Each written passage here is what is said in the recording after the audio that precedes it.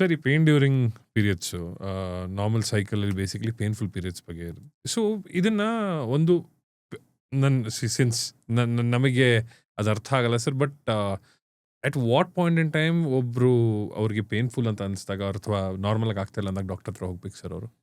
Sir ಈಗ pain during period ಅಂದಾಗ this is something which ನಾವು traditionally we have brushed it off. ಅಂದ್ರೆ a normal ನಿನ್ಗೆ normal ಅಂತ. ಪೇನ್ ಆಗೇ ಆಗತ್ತೆ ಹ್ಮ್. ನಿನಗೆ ಹೊಸದ. If you the girl child goes and tells her mother ನನಗೂ ಆಗಿತ್ತು ನೀನೇನು ನೀನು ತಡ್ಕೋ. ಅದೇನಾದ್ರು ನಿಮ್ಮ ಅಜ್ಜಿಗೆ ಹೇಳಿದ್ರೆ ಏ ಎಲ್ಲರಿಗೂ ಆಗತ್ತೆ ಇದೇನು ನೀನು ದೊಡ್ಡದಾಗಿ ಮಾತಾಡ್ತಾ ಇರೋದು. That's not necessary that every pain is same or you have to tolerate pain. There are two types of pains. ಒಂದು ಪ್ರೈಮರಿ ಡಿಸ್ಮೆನೋರಿಯಾ ಅಂತೀವಿ, ಇನ್ನೊಂದು ಸೆಕೆಂಡರಿ ಹ್ಮ್. ಪ್ರೈಮರಿ ಅಂದರೆ ನೀವು ಪೀರಿಯಡ್ ಸ್ಟಾರ್ಟ್ ಆದಾಗ ಅಂದರೆ ನೀವು ಮೆಚ್ಯೂರ್ ಆದಾಗಿಂದ ನಿಮಗೆ ಸ್ವಲ್ಪ ಸ್ವಲ್ಪ ಮಟ್ಟಿಗೆ 1 ದಿನಕ್ಕೆ ಇಲ್ಲ 2 ದಿನಕ್ಕೆ ಪೇನ್ ಇರುತ್ತೆ. ಅಂದರೆ ಪೀರಿಯಡ್ ಬರೋ ದಿನ ಅಂದರೆ ಇವತ್ತು ಬರುತ್ತಂದ್ರೆ ಇವತ್ತು ನಾಳೆ ಪೇನ್ ಇರ್ಬೋದು. This is considers primary dysmenorrhea. ಇದಕ್ಕೆ ಜಾಸ್ತಿ ಟ್ರೀಟ್ಮೆಂಟ್ ಏನಿಲ್ಲ. Okay, it's more of nutrition, psychological and some mild pain killers are enough. Secondary ಮೊದಲೆಲ್ಲ ಚೆನ್ನಾಗಿತ್ತು, ಬಟ್ ಈಗ ಪೇನ್ ಸ್ಟಾರ್ಟ್ ಆಗಿದೆ.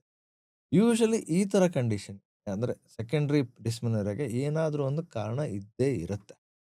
ಸಡನ್ನಾಗಿ ಅದೇನು ಪೇನ್ ಬರಲ್ಲ. ಸೊ ನಾವು ಕರೆಕ್ಟಾಗಿ ಸೂಕ್ಷ್ಮವಾಗಿ ಇದನ್ನು ಪರೀಕ್ಷೆ ಮಾಡಿದಾಗ there are few conditions which are associated. ಒಂದು ಫೈಬ್ರಾಯ್ಡ್ ಹೇಳಿದೆ, hmm. Fibroid definite. Next adenomyosis ಅಂತ.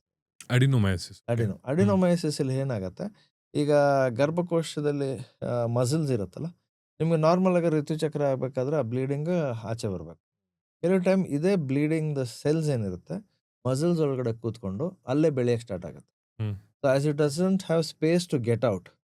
ಅಂದರೆ ನಿಮ್ಗೆ ಎಲ್ಲಾದ್ರೂ ಏಟ್ ಆಗಿ ಏನಾದರೂ ಒಳಗೆ ಕ್ಲಾಟ್ ಆದಾಗ ಹೆಂಗೆ ಪೇನ್ ಅನ್ಸುತ್ತೆ, ಪೀರಿಯಡ್ ಆದಾಗೆಲ್ಲ ಆ ಥರ ಸಡನ್ ಹ್ಮ್. Huge pain.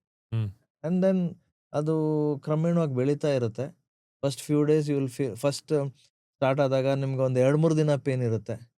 ಬರ್ತಾ ಬರ್ತಾ 4 ದಿನ, 5 ದಿನ, 10 ದಿನ, ಹ್ಮ್. ಕೆಲವ್ರಿಗಂತೂ ಒಂದು ತಿಂಗಳಲ್ಲಿ 15 ದಿನ ಪೇನ್ ಇದ್ದೇ ಇರುತ್ತೆ.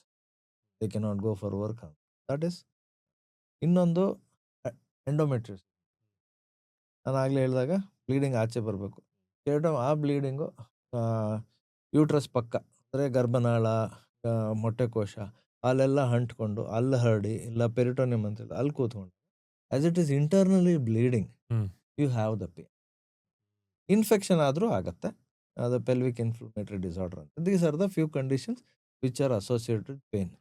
All of this condition can be treated. But ಅವ್ರು ಡಾಕ್ಟರ್ ಹತ್ರ ಹೋಗ್ಬೇಕು ಹೋಗ್ಬೇಕು. ಟೈಮ್ಲಿ. ಟೈಮ್ಲಿ ಹೋಗಿ ಅದು ಏನಂತ ಕಂಡೀಷನ್ ಅಂತ ಕಂಡಿಡಿದ್ರೆ ನಿಮ್ಗೊಂದು ಸ್ಟ್ಯಾಟಿಸ್ಟಿಕ್ಸ್ ಕೊಡ್ತೀನಿ. ಈಗ ಈ ಎಂಡೋಮೆಟ್ರಿಯೋಸಿಸ್ ಅಂತ ಹೇಳಿದ್ನಲ್ಲ sir, hmm. Even if you do the ಗೂಗಲಲ್ಲಿ ಸರ್ಚ್ ಮಾಡಿ how long does it take to diagnose endometriosis ಅಂತ ಹೇಳಿದ್ರೆ it has said that on an average it takes around 8 to 10 years for anyone to diagnose. It takes an average of 5 to 6 doctors to diagnose an endometriosis. ಒಬ್ರ ಕೈಯಿಂದ ಮಾಡಕ್ಕಾಗಲ್ಲ. ಅಲ್ಲ, this was the statistic because there okay. Is no awareness about. Okay. Hmm. ಈಗ awareness ಜಾಸ್ತಿ ಆಗ್ತಾ ಆಗ್ತಾ they know okay hmm. Yeah this could be endometriosis. Hmm. ಒಂದು ಏನಂದ್ರೆ ಈ ತರ ಪೇನ್ ಎಲ್ಲರಿಗೂ ಆಗತ್ತೆ. ಹೋಗಿ if you go to any other ಅಂದ್ರೆ see a specialist definitely they will tell okay this looks like that. Generally ಏನಾಗುತ್ತೆ we just go to the general doctors ಇದೆಲ್ಲರಿಗೂ ಆಗತ್ತೆ ಅಂತ. ದಟ್ ನಾರ್ಮಲ್ ಗೆಟ್ಸ್ ಇದು. brushed around. So average it takes 8 years. That means the child or the girl is suffering 8 years to get a diagnosis. And by this time, psychologically, many a time they'll say she's faking. She's psychologically weak. She's a weak child. ಆ ಥರದ್ದೆಲ್ಲ ಆಗಿ ತುಂಬಾನೇ mentally disturbed ಆಗಿ ಬಂತು. ಹ್ಮ್. 8 years ಅಂದರೆ sir ನೀವು ಅನ್ಕೊಳ್ಳಿ ತಿಂಗಳಲ್ಲಿ ಒಂದು 5 ದಿನ ಹೋಯಿತು. 5 into 12.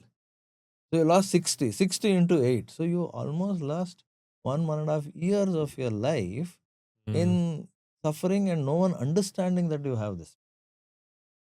And this can be diagnosed in a very early stages. It can be treated in very early stages. Yes, if it goes beyond certain stage, the treatment is difficult. Many times would require surgery. Okay. Athara, that's a condition called endometriosis. Nowadays we diagnose it quite early and ಎಲ್ಲದಕ್ಕೂ surgery ಅಂತ ಏನು ಬೇಕಿಲ್ಲ. ಮೆಡಿಸಿನ್ಸಲ್ಲಿ manage ಮಾಡ್ಬೋದು. what I say is anyone who is diagnosed with endometriosis ಅಂತ diagnose ಬಂದಾಗ, have to plan your life. Hmm. Your next few years, how you're gonna eat, how you're during marriage, after marriage, your childbirth. That whole thing has to be planned by us Hmm. so that you understand you're living with a condition which cannot be completely eradicated, but it can be taken under control and we can have a healthy life and a reproductive